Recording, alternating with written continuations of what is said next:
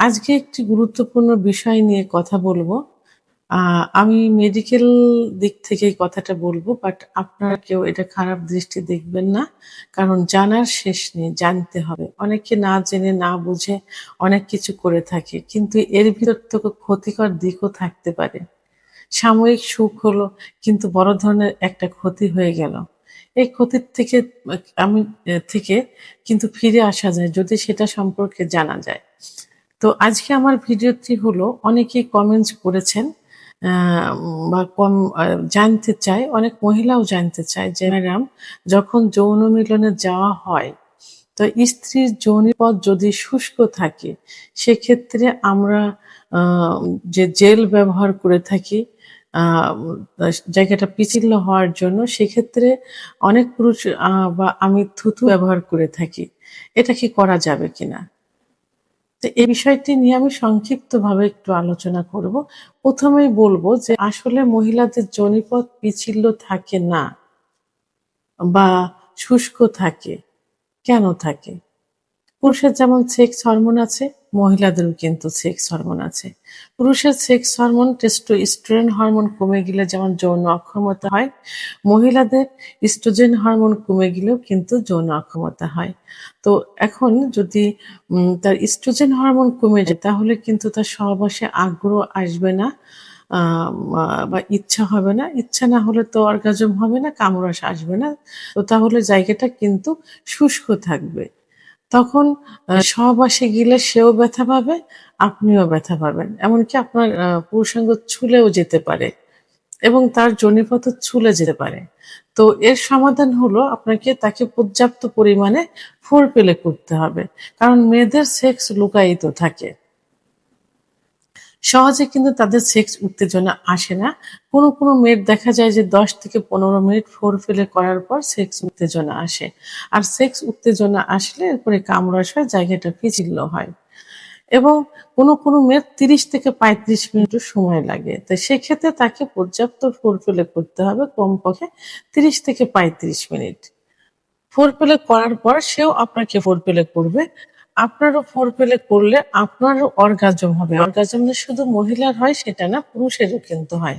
আপনার অর্গাজম হলে আপনার পুরুষাঙ্গ থেকে এক ধরনের লালা বিজলা আসবে। এই লালা বিজলাটা কিন্তু কি হবে? আ জলপথকে পিচ্ছিল করে দেবে। সহবাসকে সহজ করবে। আর স্ত্রীরও তখন কি হবে? অর্গাজম হবে, অর্থাৎ কামরাস আসবে। তো এই ওয়েতে যে এই ৩০-৪০ মিনিট ফোরপ্লে করার পরেও যদি তার কামরস না আসে, অর্থাৎ অর্গাজম না হয়, সেক্ষেত্রে তাকে অবশ্যই একজনের ডাক্তারের শরণাপন্ন হতে হবে। ডাক্তারের কাছে নিয়ে যাবেন। ডাক্তার কিছু পরীক্ষা দিবেন। পরীক্ষা শেষে কনফার্ম হওয়া যাবে যে তার সমস্যাটা কোথায়। যদি হরমোনের সমস্যা হয়, তাহলে তার হরমোনের ওষুধ দিবেন। সেক্স উত্তেজনা আ তখন তার চলে আসবে তার ভিতরে, তার হরমোন যদি ঠিক হয়ে যায়। আচ্ছা, এক্ষেত্রে আপনাকে ফোরপ্লে করলে আপনারও তো অর্গাজম হবে, মিউকাস চলে আসবে। তারপরেও যদি সমস্যার সমাধান না হয়, আপনারা যদি কখনো এরকম কিছু জেল বা এই থুতু ব্যবহার করতে চান, তো সেক্ষেত্রে আসলে থুতু ব্যবহার করার কোনো প্রয়োজন নেই। কারণ অনেক মেয়েরা কিন্তু এটা কিন্তু পছন্দ করে না। এটা একটু তাদের কাছে আরো ঘৃণা লাগে। আ তো ফিলিংসটা কিন্তু আরো নষ্ট হয়ে যাবে। সেহেতু আ সেটা তো আপনার পছন্দ। আপনি জায়গাটা পিচ্ছিল করবেন, আপনি সুখ নিলেন। আপনার যে পার্টনার, আপনার যে স্ত্রী, তার তো ভালো নাও লাগতে পারে এটা। তার জন্য তো আরো বরং আম চাহিদাটা যতটুক বা ছিল আরো নষ্ট হয়ে যাবে। তো এজন্য এবং পাশাপাশি কিছু যৌনবাহিত রোগ, যেমন সিফিলিস, গোনোরিয়া অ হতে পারে, প্যাপিলাম ভাইরাস আসতে পারে অ্যা এই মা লালা দিলে। লালার মাধ্যমে, অর্থাৎ থুথুর মাধ্যমে হতে পারে। অনেকে দেখা যায় যে অনেক পুরুষ পান, সিগারেট, বিড়ি খায়, তাদের দাঁতের গোড়ায় ইনফেকশন থাকে, জিহ্বায় ইনফেকশন থাকে, বিভিন্ন ক্ষতিকর জীবাণু থাকে, সেটাও ও তার মাধ্যমে ছড়াতে পারে। তো এইজন্য থুতু ব্যবহার করা যাবে না। আবার থুতু ব্যবহার করলে কিন্তু থুতুটা কিন্তু দ্রুত শুকিয়ে যায়। তো সেক্ষেত্রে যোনিপথের যে স্কিন গুলো থাকে, এই স্কিন গুলো অনেক সময় কিন্তু ফেটে যেতে পারে।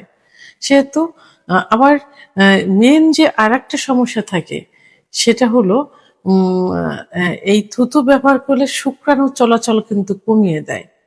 যাদের বাচ্চা-কাচ্চা হচ্ছে না, এ তারা যদি এটা মানে ব্যবহার করতে থাকে তাদের বাচ্চা-কাচ্চা হওয়ার সম্ভাবনাই কিন্তু আর থাকবে না। এবং সে এই মা কিন্তু আর গর্ভধারণ করতে পারবে না। কারণ আ থুতু আ আপনার ওই শুক্রাণু চলাচলটা টোটালি বন্ধ করে দেয় বা কমিয়ে দেয়। ধীরে, ধীরে কিন্তু বন্ধ হয়ে যায়।